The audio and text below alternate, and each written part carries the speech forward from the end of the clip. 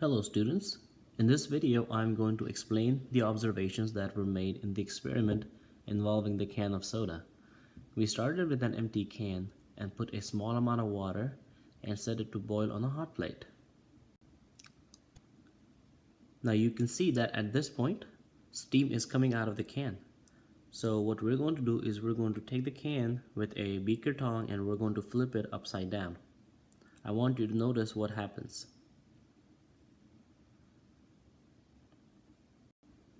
Now, as you must have noticed, the can was completely crushed.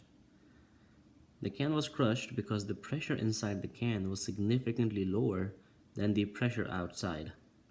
Now, let's discuss why the pressure inside the can fell down. Now, as you can notice, I have a can with a small amount of water and some steam molecules that are just zipping around. Now, as you all know, according to kinetic molecular theory, gas molecules are in constant and random motion. So what ended up happening was this water that is in liquid state evaporated. As it evaporates, it turns into a gas state.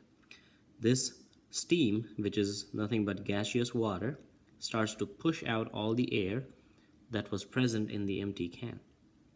As a result, the interior, the empty portion of the can is completely filled with nothing but water molecules in gaseous state.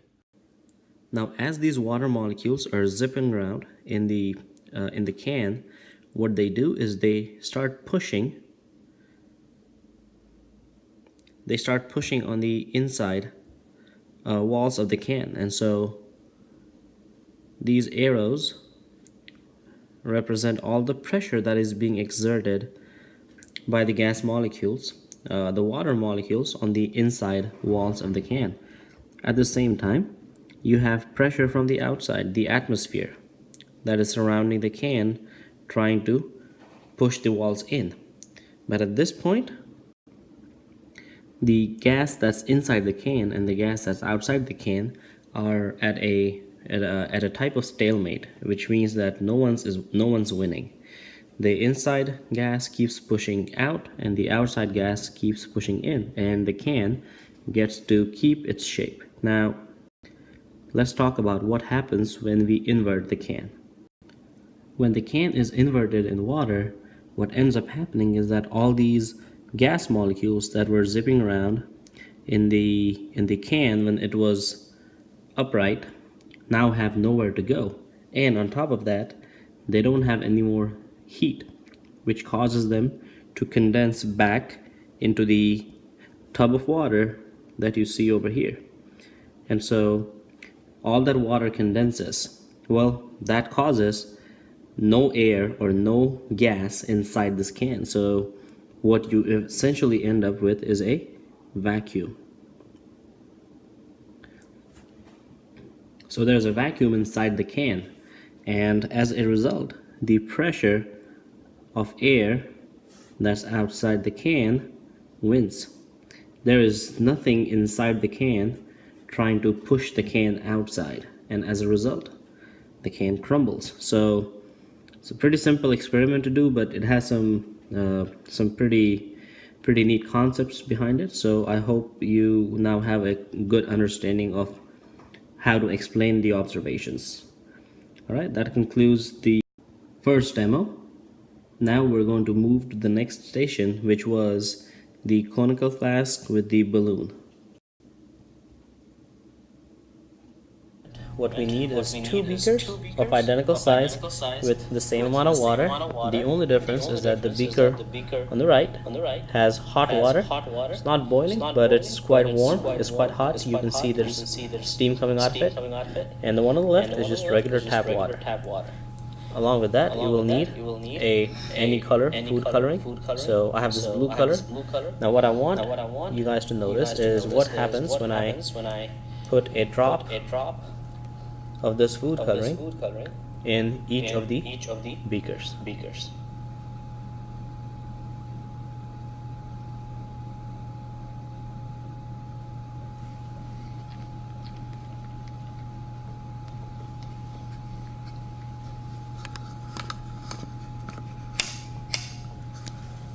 And as we look down, I'm going to focus on each of the beakers and try to get the best angle.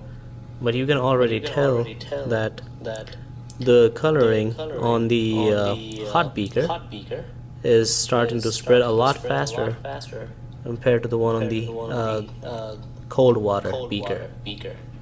You'll see most of the water is still pretty clear compared to the hot water beaker, which most of it has already started to turn pink. Let me get you a view from the side. And you can see how compared to the cold water beaker, which is this one, the hot water beaker has already turned blue for the most part.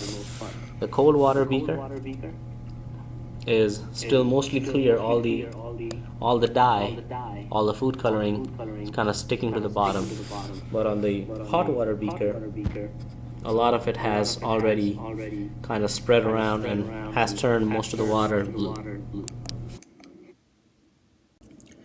Alright, so let's quickly talk about why was it that the food color in the hot water beaker spread a lot more faster than the food color in the cold water. Now, as you know, hotness is basically a measured by temperature. So we can say that the temperature of this beaker is a lot more compared to the temperature of this beaker.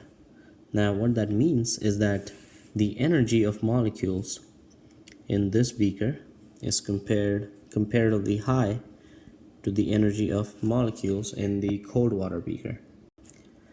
Now, if you remember what we learned in the kinetic molecular theory class, we said that the higher the temperature, the faster the molecules move.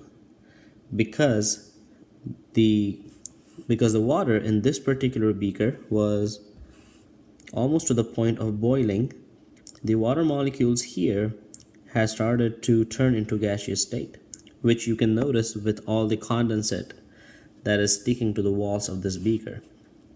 So the molecules of water that had already turned to gas and were trying to escape out into the air above the liquid surface, in their random motion started to kick the food color molecules around, and as a result the dye spread a lot faster compared to this beaker, in which the dye, as you can see, you can still see the line where I dropped it and it just went straight and just spread on the bottom. There is very little food color in the middle portion of this water. However, in this beaker, because of the random and fast movement of water molecules, the dye or the food color spread evenly and quickly. So I hope that explains the purpose and the rationale behind this experiment. Let's move on to the next one. So as you can see on the screen, the setup for this experiment was pretty simple. All you needed was a hot plate with a 150 milliliter conical flask with a very small amount of water, around 30 to 35 milliliters, and you set it on the hot plate, plug the hot plate in, and the water eventually starts to boil. So let's quickly watch how the video proceeds. So at this point, the water has started to boil, and so what I'm going to do is I'm going to take a balloon and I'm going to try my best and cover it up with the balloon as fast as I can. So there you go, the balloon is now covering the opening. That means that there is nowhere for the steam molecules or the water vapor to go. So now it's trapped inside the flask. Now, as you can notice, if you look at the side of the flask, see right here, you will see that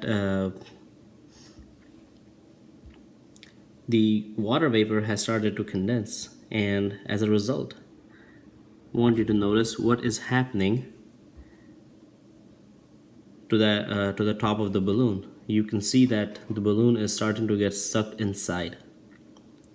So we'll finish watching this video real quick and then we'll move on to the explanation as to why this happens.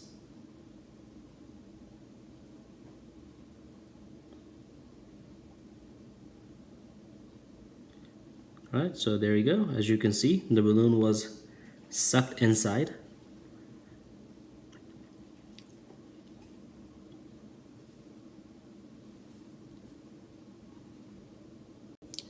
So let's talk about what's exactly happening in this portion of the experiment. So as you can see at this point, the opening of the flask is completely covered, so the air molecules have nowhere to go.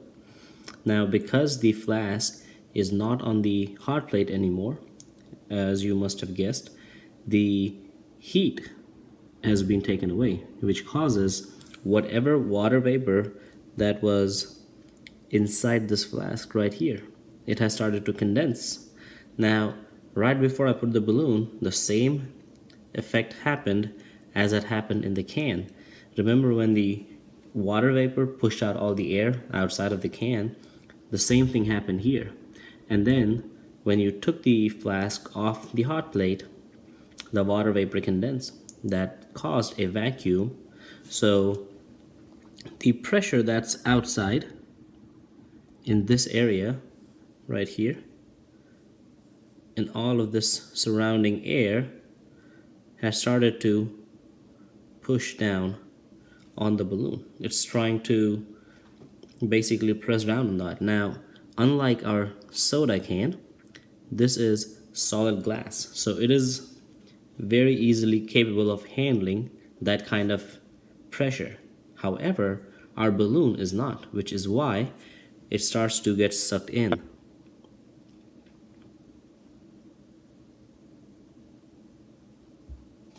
So hopefully this experiment helped you understand the effect of vacuum. Vacuum and any movement related to that is always a result of change in pressure.